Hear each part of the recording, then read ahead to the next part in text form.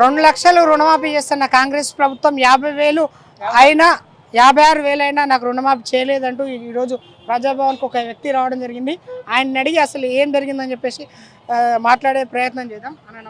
నమస్తే. అది నల్గొండ జిల్లా నాంపల్లి మండలం సార్, గానుగపల్లి. ఏమైందన్న సమస్య? ఇది ఏమైందంటే మాకు 56,000 బ్యాంకులో అప్పు ఉంది సార్ మా అమ్మ పేరు మీద. మేము అందరికి లీస్ట్ వచ్చినాక మాకా సార్ మా అమ్మ పేరు మీద 10 ఎకరాలు ఉంది సార్. మేము ముగ్గురం అన్నదమ్ములము, మేము చేసుకోలేదు ఇంకా. అయితే మా అమ్మ పేరు మీద అప్పు మాపైందని బ్యాంక్ కాడికి పోయినా నేను లీస్ట్ రాగానే.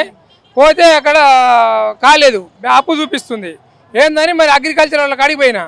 అగ్రికల్చర్ వాళ్ళ కాడికి పోతే ఏమన్నారు వాళ్ళు, మీరు బ్యాంకు వాళ్ళు పంపనట్టుంది లీస్టు అని వాళ్ళు అన్నారు. మేము మా ఆధార్ కార్డు, మా అమ్మ ఆధార్ కార్డు కొట్టి చూసిరు అందులో వెబ్సైట్లో. అలా ఏం చూపిస్తలేదు, ఏం లేదని చెప్తుంది అలా. అయితే మళ్ళీ నేను బ్యాంక్ మేనేజర్ కాడికి పోయి మళ్ళీ అడిగిన, ఏంది మేడం అది చూపిస్తలేదు, మరి ఆధార్ కార్డు లింక్ ఉంది కదా, ఇంతకుముందు మాపైనది కదా కేసీఆర్ చేసినప్పుడు, మరి ఇప్పుడు ఎందుకు కాలేదు, 50,000 ఉన్నాయి కదా 56,000 ఎందుకు కాలేదని అడిగిన నేను. మీరు ఏమైనా పంపలేదా మిస్సింగ్లు అని అన్నా.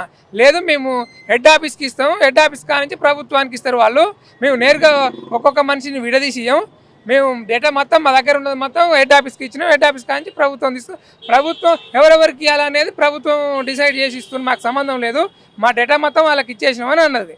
అయినాక మళ్ళీ ఏవో కాడికి పోయినా, ఏది అగ్రికల్చర్ ఏవో కాడికి పోయి, సార్ మళ్ళీ మేడం ఇట్లా అంటుంది, మరి మీరే మరి ఎందుకు పంపలేదో మీరే చెప్పాలి సార్ అని నేను అన్నా. మళ్ళీ ఏవో గారు కూడా కొట్టిండ్రు, ఏవీఓ కొట్టిండ్రు, మళ్ళీ ఒకసారి ఏది డేటాలా ఆయన కూడా చూపిస్తలేదు. లేదు బాబు మీ దాంట్లో మేమేం చేయలేము అన్నారు. మరి ఏం చేయలేమంటే ఎట్లా సార్ అంటే మీ బ్యాంక్ స్టేట్మెంట్ తీసుకురాపో అన్నారు. అయితే బ్యాంక్ స్టేట్మెంట్ కోసం 2 రోజులు తిరిగిన బ్యాంక్ కాడ, అది కరెక్ట్ ఈ సేవింగ్ ఖాతా నెంబర్ ఇస్తారు, లోన్ ఖాతా నెంబర్ వేసియాక గట్టిగా అడగంగా లేచి ఇచ్చిరు, సంతకం చేసి స్టేట్మెంట్ ఇచ్చింది. ఇచ్చిన తర్వాత మళ్ళీ తీసుకొని పోయిన ఆడికి తీసుకొని పోయినాక మీరు నా దగ్గర నుంచి దరఖాస్తు అర్జీ తీసుకున్నట్టు దరఖాస్తు రిసిప్ట్ కాపీ ఇవ్వమని నేను అడిగిన వాళ్ళని. లేదు మేము ఇవ్వమన్నారు. ఇవ్వమంటే ఏవో ఇవ్వనంటే ఏఈఓకి చేసిన ఫోన్. ఏఈఓ కూడా మేము ఇవ్వం, అతికి తెలియజేస్తున్నావు నువ్వు, మేము తీసుకున్నాం అంతే, ఇవ్వము రిసిప్ట్ ఇవ్వం, మేము అర్జీ తీసుకున్నట్టు అన్నారు. మీ పై ఆఫీసర్ నెంబర్ ఇవ్వమని అడిగిన నేను. అడిగితే ఆమె ఇస్తే తీసుకో ఏఈఓ గారు, అండ్ ఆ ఏఈఓ గారు అడిగితే ఏడీ నెంబర్ ఇవ్వకుండా టెక్నికల్ ఏడీ అంటే వాళ్ళ నెంబర్ ఇచ్చిరు. వాళ్ళ నెంబర్ ఇస్తే వాళ్ళతో కూడా మాట్లాడినా నేను. మాట్లాడితే మాకు ఇలాంటిది ఏడ రాలేదు మాకు ఇంతవరకు, మరి మేము తెలుసుకొని చెప్తామని అంటున్నారు.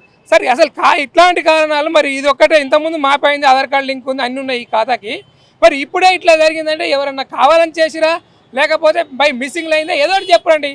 కాకపోతే మిస్సింగ్ అయిందంటే నేను ప్రభుత్వానికి మొరపెట్టుకొని మళ్ళీ ఒకసారి పోతాను నేను అన్నా. నాకు కానీ ఎలాంటి సమాధానం చెప్పలేదు. ఆయన 5 రోజులు ఆగమన్నాడు, అయినా ఆగినా కూడా నాకు ఎలాంటి సమాధానం రాలేదు ఇంతవరకు. ఎట్లనే చేసి మరి ఎట్లా అవుతుంది, ఒకరికి వచ్చేది ఒకరికి రాకపోవడం ఏంది రుణమాఫీ?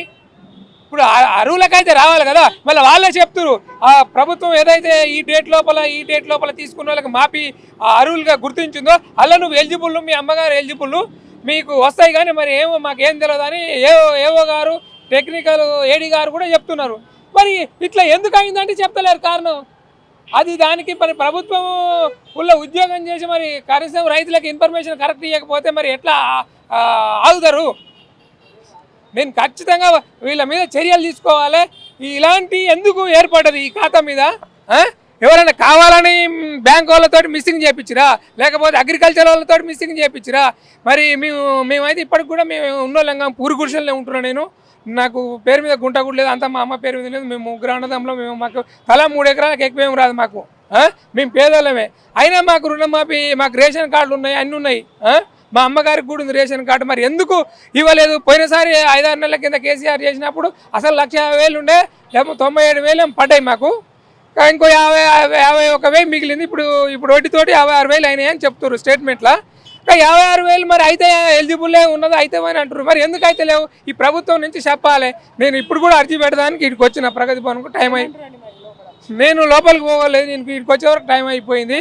మరి నేను ప్రగతి దాని ఏమంటారు సెక్రటరేట్ పోయి ఇస్తా, సీఎం గారి పేరు మీద లెటర్ రాసుకొచ్చిన ఇస్తాను. మాకు ఎట్లన్నా సీఎం గారు, ఈ రాష్ట్ర ప్రభుత్వం ఆ కింది స్థాయిలో ఎవరైనా మిస్ చేస్తే కూడా మళ్ళీ కరెక్ట్ చేసి స్టేట్మెంట్ కూడా మీకు దాని వెనకాల జతపరుస్తున్న సీఎం గారి పేరు మీద అర్జీ రాసి మీరు ఎట్లన్నా చేసి మాకు వచ్చేటట్టు చూడాలి.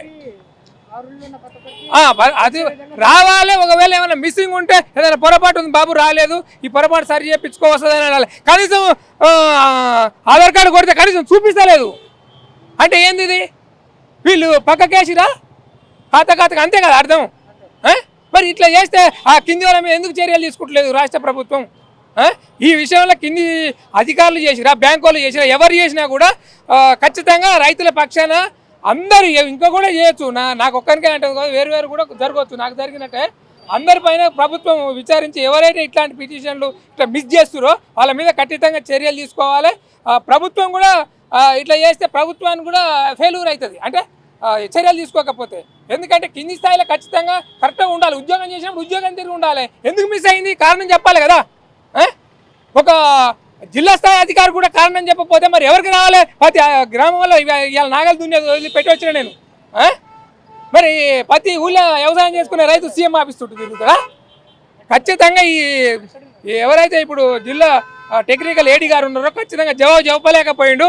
మరి ఏం జరిగింది ఏం కాదు కింది స్థాయి అధికారుల మీద ఖచ్చితంగా చర్యలు తీసుకోవాలని రాష్ట్ర ప్రభుత్వాన్ని నేను కోరుతున్నా.